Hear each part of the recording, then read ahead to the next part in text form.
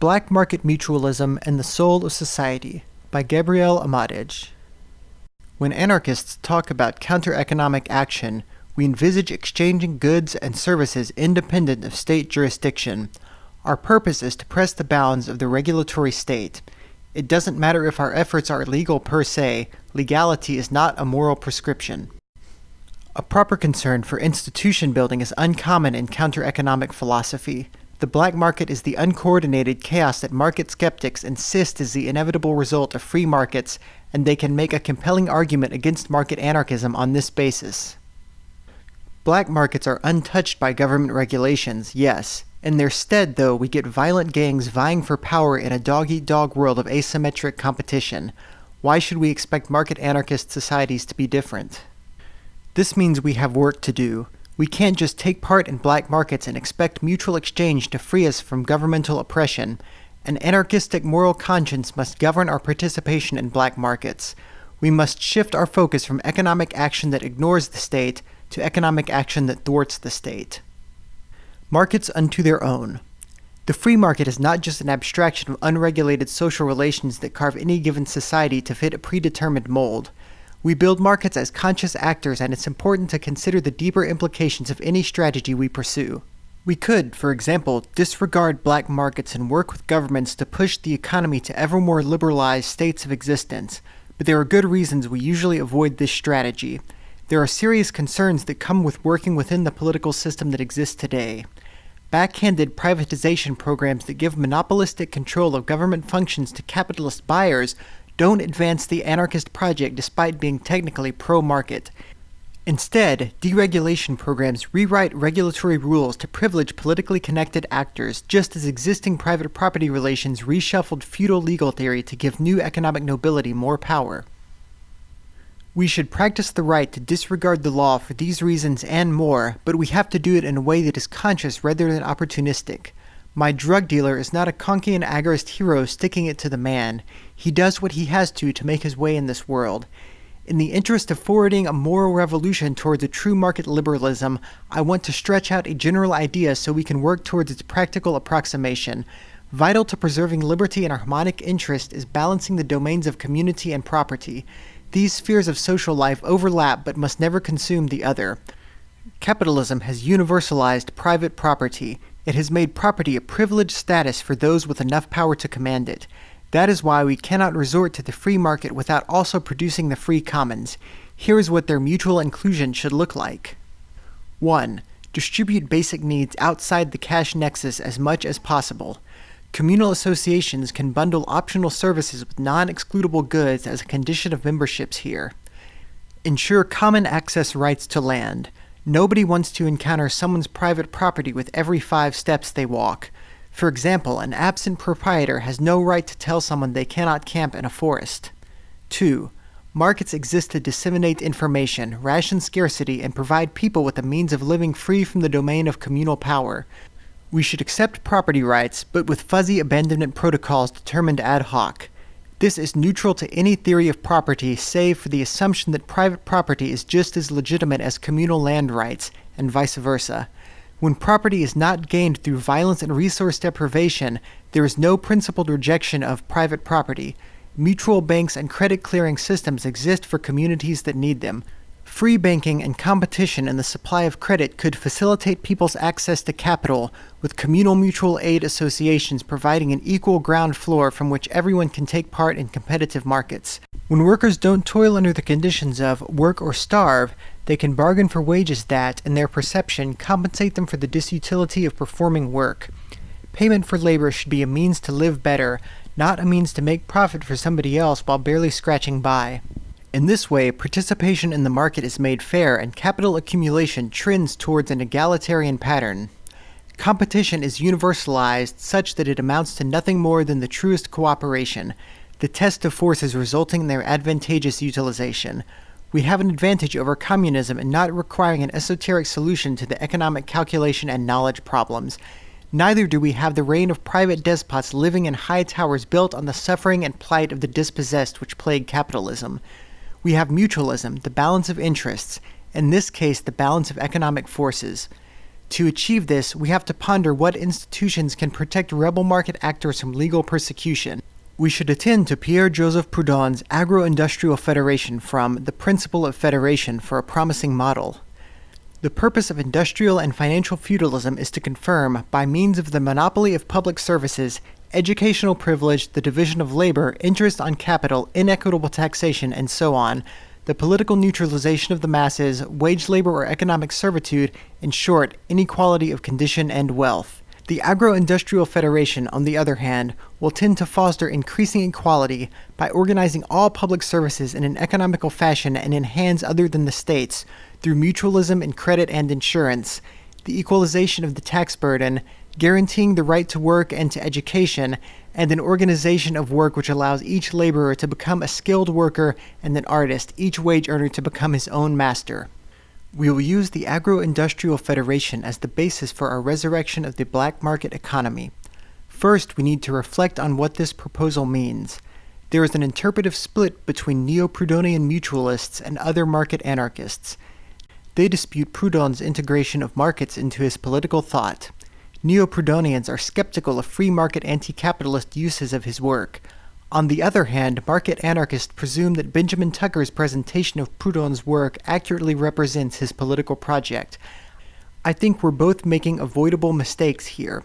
It requires paying close attention to Proudhon's political attitude to resolve this tension, from the same text. As a variety of the liberal regime, I have mentioned anarchy, the government of each by himself, self-government. Since the phrase anarchic government involves a kind of contradiction, the thing seems impossible and the idea absurd. However, there is nothing to find fault with here but language. Politically, the idea of anarchy is quite as rational and concrete as any other. What it means is that political functions have been reduced to industrial functions, and that social order arises from nothing but transactions and exchanges. Each may then say that he is the absolute ruler of himself, the polar opposite of monarchical absolutism. Proudhon is fond of experimenting with concepts, and his concept of anarchy is no exception. This creates unfortunate interpretive difficulties. We can admit that Benjamin Tucker's presentation of the four monopolies, as if it were a summary of Proudhon's economic work, was selective. Anarchists often cite Proudhon as one of their own to justify contradictory political dispositions. What is striking is that his ultimate summary of anarchism is market anarchist in spirit. More interesting is that he characterized anarchism in this way so late in his philosophical work. This doesn't mean we should box Proudhon into the market anarchist label and claim him as our own. It does, however, give a meaningful groundwork for a market anarchist application. Dialectical market anarchism. We will turn to Chapter 6 of Proudhon's The Philosophy of Poverty to illustrate, as an example, the complicated conceptual moves critical to Proudhon's thought. The chapter flows like a developing conversation. We must avoid pulling out arbitrary quotes which service our ideological biases. First, he states that the result of competition is monopoly, and that monopoly is the basis of our civilization. He talks about this monopoly possessing a right based on its efficiency.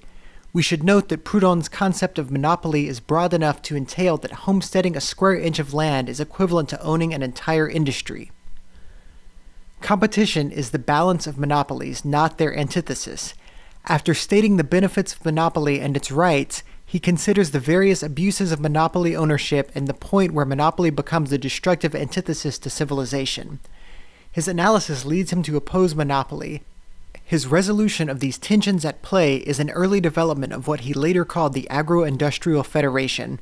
He criticizes socialists who hold state monopoly as the resolution to problems incurred by private monopoly, concluding that state socialists are just wasting their time. Our discussion of black markets, the nature of free markets, and the nature of the Agro-Industrial Federation finds a bridge in this analysis.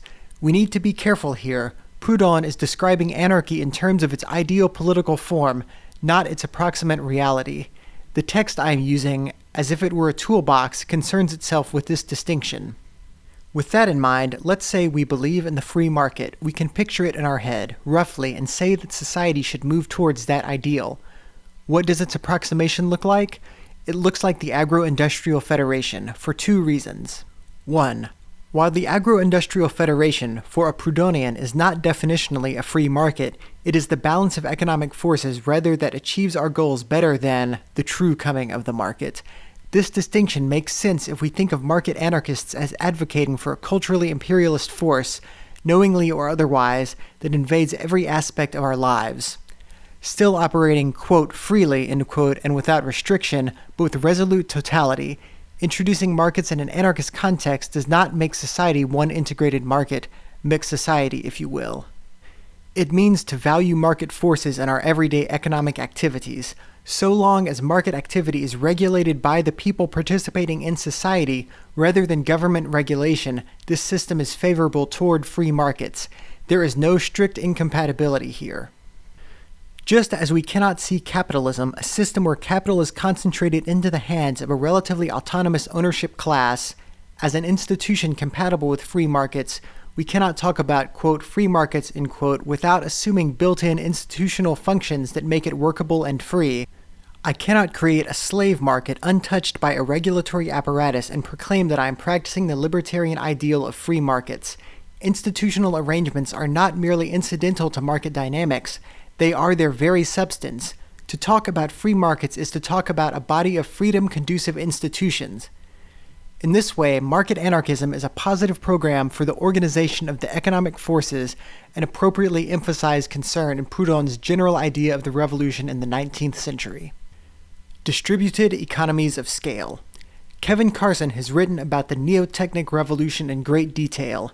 The 19th century should have seen a shift from capital-intensive large-scale manufacturing to low-cost, artisan-friendly production dynamics.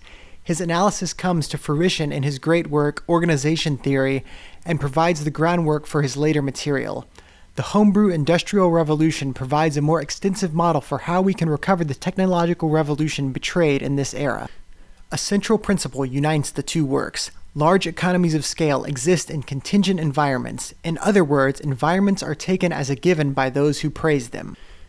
The efficiency of making millions of standardized products at low per-unit costs of production only holds when 1. The distribution costs of clearing large inventories are low enough, and 2. Globally connected markets exist to meet the artificial levels of demand required to make use of the machinery's idle capacity. These conditions not being met leads to an economic crisis of underconsumption, an event that still happens in the actually existing capitalist economy of today. This is an observation that Keynesian economics identifies somewhat correctly. We non-Keynesians might say that it is a problem of aggregate supply being too high, not of aggregate demand being too low. Market anarchism is instead a society where economic actors must internalize the cost of their actions and therefore cannot fully enclose profits for themselves. Without rigid property titles and intellectual property norms, society will enjoy your productive activity no matter if you like it. We can compare this scenario to free rider problems raised in economics. It is tempting to dismiss such concerns out of hand. We hear it parroted even though free rider problems have clear solutions. TV companies and radio stations found ways to operate in economically worthwhile ways as public goods. The historical commons were never open-access systems where the unconscientious could take all, but were rather a package deal of duties and rewards. The GNU/Linux and free software ecosystem today is further evidence that free ridership is socially beneficial.